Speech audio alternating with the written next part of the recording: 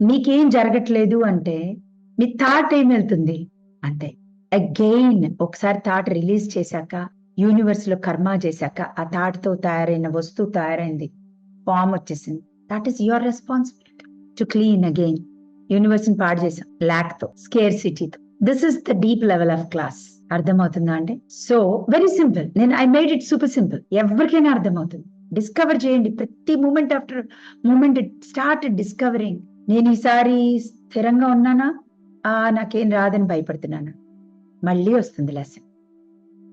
Relationships లో అందరిని ఇష్టపడుతున్నానా, కొంతమందిని, నా బాబుని, నా హస్బెండ్ ఇష్టపడి మా అత్తగారు మాగాని నువ్వు కొద్దిగా వెళ్ళట్టు కొంచెం దూరంగా రండి. ఎవ్రీథింగ్ లెసన్ నేర్చుకునే వరకు టఫ్ అవుతుంది. ఎవ్రీ రిలేషన్షిప్ ఎక్కడ ఎండ్ అవుతే అక్కడే వస్తుంది. వద్దండి ఈ రిలేషన్షిప్ వద్దు, ఈ హస్బెండ్ వద్దు అని వదిలేసి వెళ్ళిపోండి. మీరు లెసన్ నేర్చుకోవాలా, మళ్ళీ వస్తుంది.